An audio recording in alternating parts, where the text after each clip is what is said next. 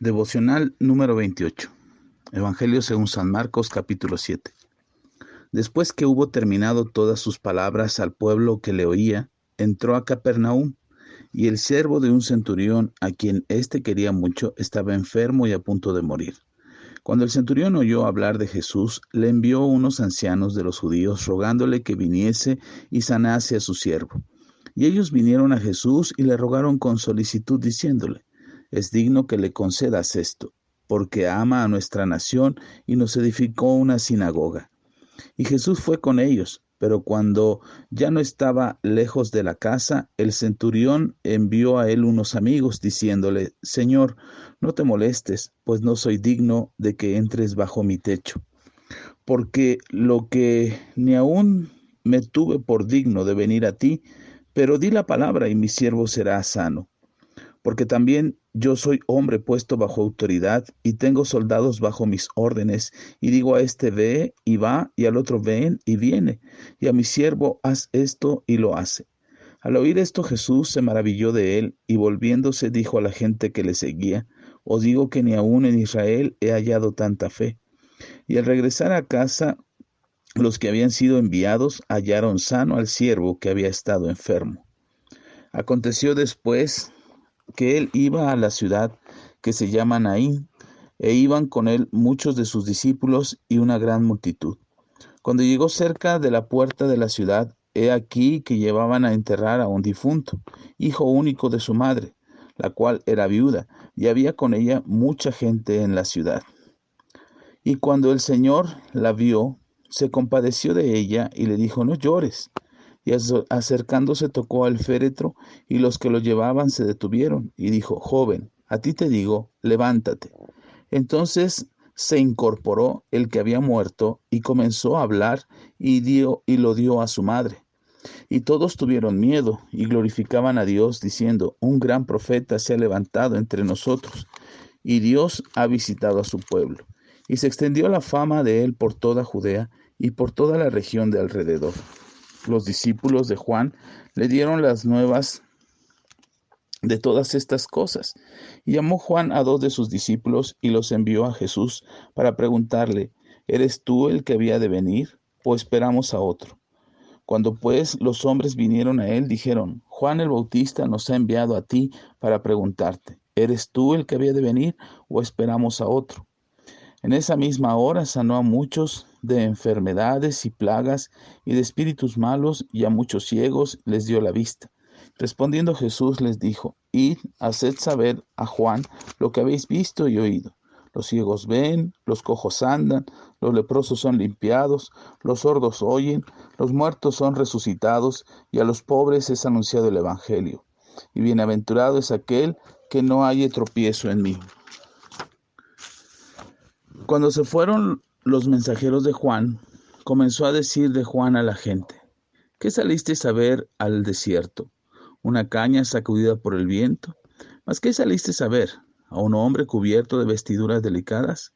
He aquí los que tienen vestiduras preciosas y viven en deleites, en los palacios de los reyes están. ¿Mas qué salisteis a ver? ¿A un profeta? Sí, os digo, y más que profeta. Este es de quien está escrito: He aquí envío mi mensajero delante de tu faz, el cual prepara tu camino delante de ti. Os digo que entre los nacidos de mujeres no hay mayor profeta que Juan el Bautista, pero el más pequeño en el reino de Dios es mayor que él. Y todo el pueblo y los publicanos, cuando lo oyeron, justificaron a Dios, bautizándose con el bautismo de Juan. Mas los fariseos y los intérpretes de la ley desecharon los designios de Dios respecto a sí mismos, no siendo bautizados por Juan. Y dijo el Señor: ¿a qué pues compararé los hombres que están de esta generación?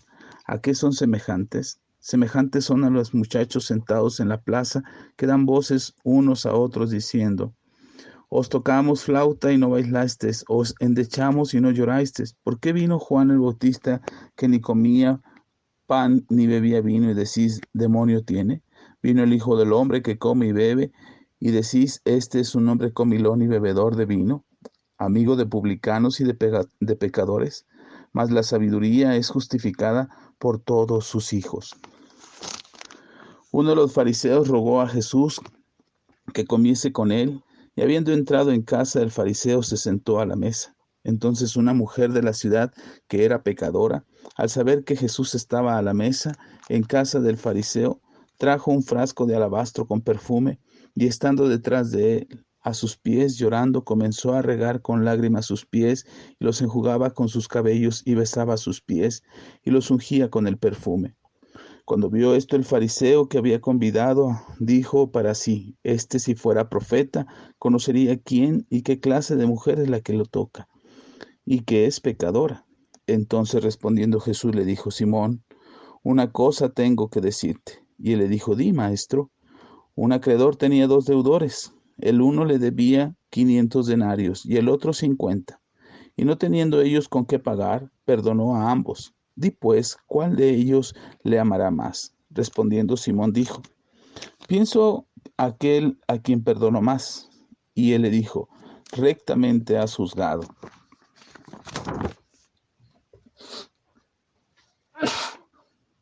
Perdón. Y vuelto a la mujer, dijo a Simón: ¿Ves esta mujer? Entré en tu casa y no me diste agua para mis pies, mas ésta ha regado mis pies con lágrimas y los ha enjugado con sus cabellos. No me diste beso, mas ésta desde que entré no ha cesado de besar mis pies. No ungiste mi cabeza con aceite, mas esta ha ungido con perfume mis pies. Por lo cual te digo que son muchos pecados los que le son perdonados, porque amó mucho. Mas aquel a quien se le perdona poco, poco ama. Y a ella le dijo: Tus pecados te son perdonados. Y los que estaban juntamente sentados a la mesa comenzaron a decir entre sí: ¿Quién es este que también perdona pecados? Pero él le dijo a la mujer: Tu fe te ha salvado, ve en paz. Nos encontramos ahora en el capítulo 7 del Evangelio de Lucas. Y son momentos interesantes porque es un contraste de personas, de personajes que se encuentran con Jesús y cómo la fe actúa de diferentes formas. A veces nosotros quisiéramos tener una fe sobrenatural, una fe más poderosa que otros más, y quisiéramos lograr más cosas y hacer más cosas que otros no logran a través de la fe. Pero en realidad esa fe no es, esa fe que nosotros procuramos no es la fe que Dios pone en nosotros. La fe que Dios pone en nosotros es aquella que nos permite confiar en lo que Él puede hacer y en lo que Él sabe hacer. No confiamos en nosotros ni en lo que nosotros podemos creer o cuánto nosotros podemos creer, porque a veces nosotros mismos nos engañamos diciéndonos que creemos y en nuestro corazón hay muchas dudas y muchas incertidumbres acerca de lo que Dios puede hacer. La muestra clara de las dudas que tenemos es acerca de si creemos lo que la palabra de Dios nos dice y si creemos en ello o no creemos en ello. A veces leemos unos textos de la Escritura y nos emocionan y nos hacen sentir muy bien y nos alientan a seguir creyendo en Dios. Pero cuando la palabra de Dios nos confronta, nos desafía, nos hace esperar cosas más allá de lo que nuestro entendimiento puede concebir, a veces pensamos que la palabra de Dios está equivocada y eso es señal de duda y eso es señal de incertidumbre. La invitación es a que creamos lo que en ella está escrito y que podamos confiar que la descripción de la palabra de Dios y lo que ella nos enseña tiene un sentido para nosotros y sobre todo es verdad. Y podemos confiar que lo que está escrito ahí es verdad. Y podemos confiar y podemos creer que eso se cumplirá y sucederá y que lo que ha acontecido a lo largo de la historia bíblica, eso es cierto. Y que nos ha sido dada para dar seguimiento a esas enseñanzas como una sombra de lo que había de venir y lo que nosotros deberíamos de creer.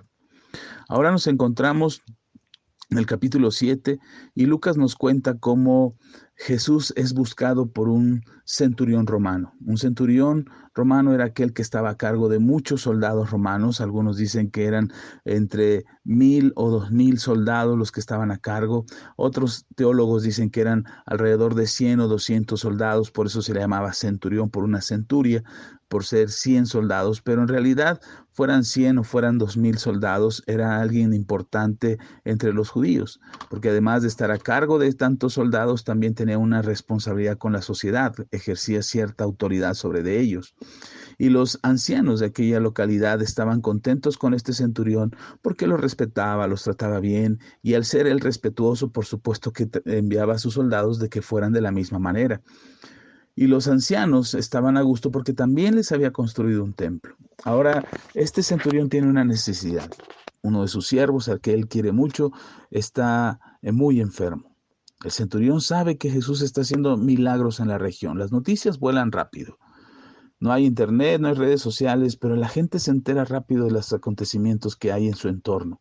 Las noticias llegan a los oídos del centurión para decirle que hay un hombre que está sanando enfermos. Él no quiere dejar pasar la oportunidad para aprovechar y pedir la sanidad de su siervo. Así es que envía a los ancianos que quienes le tienen mucho respeto y que además pudieran ser una referente de autoridad ante Jesús, siendo los principales de la comunidad de los judíos. Entonces manda a estos ancianos, ellos abogan por él, se presentan delante de Jesús y piden que los acompañe. Cuando Jesús ya va en camino y cuando está cerca de la casa del centurión, el centurión se da cuenta que Jesús no se resistió y que ahora va para ayudarlo, para responder ese llamado de sanidad que había pedido. Pero ahora se da cuenta que este maestro santo, que este maestro y profeta que anuncia el mensaje de Dios, está dispuesto a ir a su casa. Y como en un instante este soldado, este centurión romano, se da cuenta que en su casa hay muchas cosas que no serían agradables a Dios. Y que él considera que el pecado que hay en su vida y en su casa es algo que le impide ser digno de recibir a un hombre santo como Jesús. Sobre todo recibir el milagro. Así es que manda ahora a sus amigos, ya no a los ancianos. Esto es interesante porque primero mandó a los ancianos, personas de influencia en el pueblo judío, pero con los que el centurión tenía una imagen, un testimonio de respeto, de honorabilidad. Y ahora no manda a estos ancianos, ahora manda a sus amigos. Es decir, gente cercana al centurión, que saben cómo es el centurión, que saben los defectos y los pecados que hay en su vida y en su casa. Así es que ahora los manda a ellos y ellos vienen y hablan con Jesús y dice el centurión que no es digno recibirte. ¿Por qué no mandó nuevamente a los ancianos? Porque había un testimonio que guardar, había algo que proteger. Mire, a veces lo que nos pase, lo que nos acontece, quisiéramos que todo el mundo lo supiera.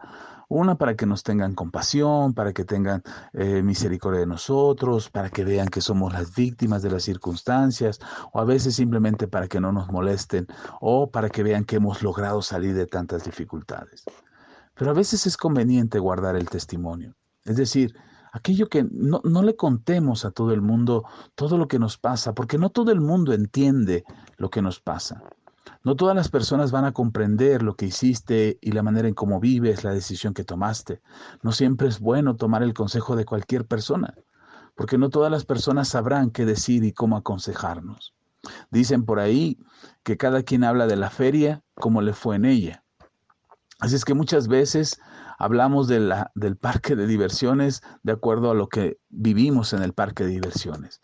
Y hay mucha gente que quiere y está esperando escuchar lo que hacemos, cómo vivimos, cómo nos comportamos para de alguna manera tener algo acerca de nosotros. Mi consejo sería que no le cuentes a todos lo que te pasa. Si necesitas ayuda, ve quién puede ayudarte. Acércate a la persona indicada para ayudarte. El centurión manda a pedir ayuda a Jesús porque Él es el que le puede ayudar y los primeros que van son los ancianos, aquellos que tienen autoridad y quienes lo respetan mucho. Pero después van los amigos y a los amigos les dice, díganle que no llegue a mi casa, pero que diga la palabra y que yo entiendo que si Él habla con la autoridad que dicen que Él tiene, entonces el milagro sucederá porque yo también soy hombre bajo autoridad. Y entonces Jesús se maravilla. Jesús ya no insiste en llegar a la casa del centurión. Jesús no dice, no, pues ahora llego y voy a llegar y voy a entrar a su casa, no importa que no sea digno, yo voy a llegar, porque yo lo hago digno. No, Jesús no entra a fuerza a la vida de nadie. Jesús no entra a fuerza a la vida de ninguna persona y tampoco cambia la vida de una persona por la fuerza. Hay gente que no va a cambiar nunca, hay gente que no va a mejorar su condición de vida nunca. Y no porque Dios no quiera ayudarles, sino porque simplemente nosotros como personas no queremos que Dios entre a nuestra vida, a nuestra familia, que nos ponga en orden todo lo que estamos haciendo mal y que corrija nuestras deficiencias y nuestras dificultades. Dios quiere cambiar la vida de cualquier persona. Y uno pudiera decir, Bueno, pero de todas maneras el centurión recibió el milagro. Sí, el centurión recibió el milagro, pero nada más. No recibió otra cosa, no recibió a Jesús. Y me gustaría pensar que también tampoco recibió la salvación, al menos no en ese momento. Dios siempre tiene misericordia y le habrá dado la oportunidad a este soldado de recibir la salvación en otro momento. Pero lo que podemos ver es que recibió el milagro. Y muchas veces venimos a Dios de esa manera. Queremos pedirle que haga el milagro, pero no lo queremos a Él. Queremos que Él resuelva nuestros problemas, pero no queremos que Él sea el Señor de nuestras vidas. Queremos que Él nos ayude, pero no queremos que Él ponga orden en nuestras decisiones y en nuestro corazón. Si nosotros actuamos de esa manera, solamente nos quedaremos con ese milagro. Después viene un acontecimiento que me llamó mucho la atención porque esta mujer había perdido a su hijo, ya había quedado viuda, era el único hijo que le quedaba y este hijo fallece. Y me llama la atención que esta mujer no le pide a Jesús que reviva a su hijo, pero sin embargo Jesús se acerca y revive al hijo. Esto me hace pensar en la enseñanza de Jesús cuando dijo, enseñando el Padre Nuestro, cuando Jesús les dice, cuando ustedes oren, oren así. Y dice Jesús en Mateo que antes de que nosotros pidamos por nuestras necesidades, Dios ya sabe de qué tenemos necesidad. Cuando nosotros oramos no es para decirle a Dios o hacerle saber a Dios cuáles son nuestras necesidades, porque Él ya las sabe, Él ya las conoce. Esta mujer se había quedado sin su hijo, era el único que le quedaba, su esposo había fallecido y ahora de qué iba a vivir. Así es que el Señor Jesús ve y conoce su necesidad, se acerca al féretro, lo toca y el hijo resucita. ¿Cuál era la necesidad de esta mujer? ¿Un nuevo marido? No. ¿Necesitaba sacarse la lotería? No, necesitaba a su hijo que le ayudara, que la sustentara, que proveyera para ella. Y el hijo es el que resucita. A veces no es necesario hacer una gran oración para pedirle un milagro extraordinario a Jesús. A veces solamente necesitamos confiar. Confiar en Él y el milagro Él lo hará. A veces solamente necesitamos poner todas nuestras cargas en Jesús y saber que Él en algún momento mirará nuestra condición y extenderá su brazo de misericordia para ayudarnos y librarnos de adversidades y dificultades por las que estamos pasando. A veces es necesario solamente confiar. Después nos encontramos con Juan el Bautista, que está prisionero y manda unos mensajeros para preguntarle a Jesús si él es el que habían de esperar. ¿Se acuerdan cuando Jesús fue bautizado, como Juan mismo dijo, este es el Cordero de Dios, este es el Hijo de Dios, viene uno detrás de mí que no soy digno de desatar su calzado? Bueno, ahora viene un momento de incertidumbre en el corazón de Juan de saber si realmente Jesús es el que había sido enviado para ser el Salvador del mundo. Y no es que Juan dudara de Jesús, sino que quizás él mismo, Juan, estaba esperando que Jesús fuera de otra manera o actuara de otra forma o sucedieran cosas distintas. Pero lo que Jesús estaba haciendo era completar su propósito. Así es que manda a preguntar para cerciorarse, ya lleva tiempo encerrado, no está viendo a claridad todo lo que está aconteciendo, lo han arrestado, lo han encarcelado, está en un calabozo, escondido ahí, hundido en la prisión porque Herodes quiso deshacerse de él y ahora que está prisionero, él no está viendo lo que Jesús está haciendo. Una de las cosas que pasan en nuestro corazón cuando nos alejamos de Dios es que dejamos de ver sus milagros, dejamos de ver la obra poderosa de redención sobre nuestras vidas y sobre la vida de otros. Y es ahí, cuando estamos aprisionados en nuestras aflicciones y en nuestras necesidades, es ahí cuando la duda surge. Juan manda a preguntar y Jesús no le dice, sí, soy yo. Jesús le dice, vean, llévenle el testimonio de lo que estoy haciendo. Los ciegos ven, los cojos andan, los sordos oyen. Eso llévenle a Juan para que él sepa qué es lo que está sucediendo, para que no sea yo el que diga, sí, soy yo o no soy yo, sino ustedes mismos puedan testificar de lo que han visto. Y esa es la respuesta que llevan a Juan. Y Juan recibe la noticia de lo que está haciendo Jesús. A veces quisiéramos que Dios nos demostrara que Él es Dios, pero solamente necesitamos voltear a ver alrededor nuestro, a la iglesia, a los hermanos, a la gente que cree en Dios, para que podamos ver lo que Dios sigue haciendo hoy en día. Dios no tiene que demostrarnos que Él es Dios. Dios no tiene la necesidad de hacernos saber que Él es Dios. Jesús ya vino, ya se manifestó a nosotros como el único y suficiente Salvador y fue a la cruz del Calvario para darnos esa salvación. No tiene que demostrar nada ahora. Dios no tiene que demostrarte que Él es Dios y Él puede perdonar tus pecados y que Él puede restaurar tu vida. Somos nosotros los que necesitamos salir de esa prisión de incredulidad que va a impedir que nosotros podamos ver los milagros del Señor. Y necesitamos acercarnos a los medios, a la manera, a la forma en que sea necesario que nuestra fe se enriquezca y crezca para que podamos ver la obra de Dios en nuestras vidas. Mi recomendación es que te acerques a la iglesia, que escuches estos devocionales, que busques las predicaciones a través de internet y que escuches lo que Dios tiene que decirte. Porque estoy seguro de que Dios fortalecerá tu fe y te sacará de esa prisión de incredulidad. Después es un momento interesante porque Jesús es invitado por un fariseo. Los fariseos estaban buscando la manera de ponerle una trampa a Jesús, pero este en particular se sintió atraído por lo que había visto de Jesús. Y quiso invitarlo a su casa, lo invitó y resulta que cuando lo invitó vinieron también junto con él los discípulos y otra gente que iba detrás de Jesús. Pero entre toda la gente que lo seguía había una mujer que era pecadora, dice Lucas. ¿Qué tipo de pecado habrá cometido esta mujer? Quizás el peor de todos, o el más grave de todos, o el más vergonzoso de todos. Con exactitud no lo sabríamos. Podríamos especular y suponer y pensar qué tipo de pecado cometió esta mujer, pero sería solo nuestra imaginación trabajando. Sin embargo, el mismo Señor Jesús reconoce que esta mujer había pecado mucho. Y había pecado tanto esta mujer, que se sentía tan sucia y se sentía tan mal, que no tenía palabras en su boca para referirse a Jesús. Lo único que atinó a hacer esta mujer fue enjuagar los pies de Jesús con sus lágrimas y sus cabellos. Recordemos que en aquel entonces el calzado era abierto, eran guaraches, eran como chanclas, como sandalias, abiertos, donde el polvo, la suciedad, el excremento de los animales se pegaba a los pies. Y a Jesús no le habían limpiado los pies cuando llegó. Tampoco le dieron perfume para ungir su cabello y que no oliera a sudor en la mesa y pudiera disfrutar de la comida tranquilamente. No le dieron agua para lavarse las manos ni los pies, no lo recibieron con un beso. Eso es lo que Jesús le dice al fariseo.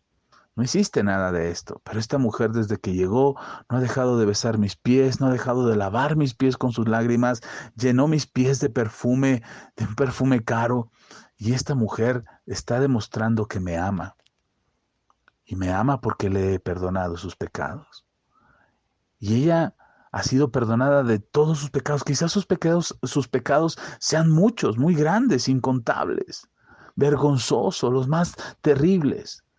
Pero ella ha sido perdonada y ese perdón que recibe y ese amor que ha recibido le permite amar de esa manera al Señor.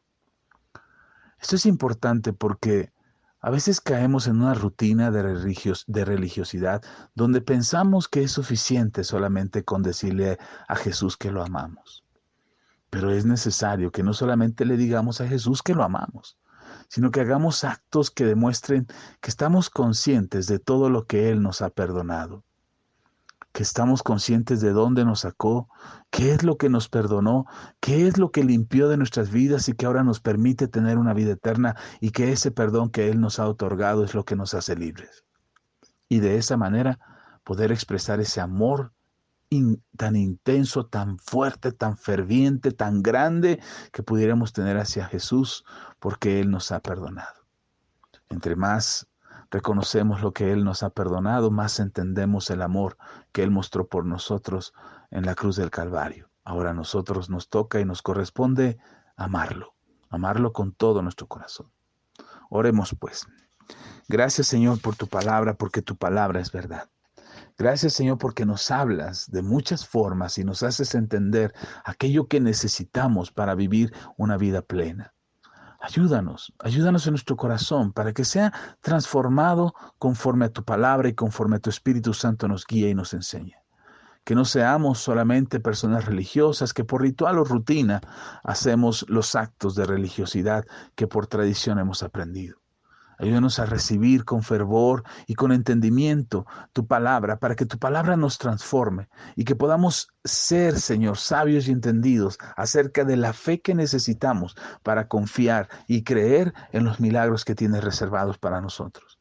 Pero además, que esa fe nos lleve a ser agradecidos. Agradecidos para mostrar gratitud hacia ti por todo lo que nos das. Y no solamente la gratitud que puede salir de nuestra boca diciéndote gracias, sino esa gratitud que es la manifestación del amor que tenemos por ti, porque tú nos has perdonado todos nuestros pecados. Y que podamos ser nosotros conscientes de cuánto nos has perdonado, para que de la misma manera, de manera consciente, podamos amarte, Jesús. Gracias, Señor. Gracias por tu palabra, gracias por tu presencia, gracias por tu Espíritu Santo. Ayúdame hoy y todo el resto de mis días. En el nombre de Jesús. Amén.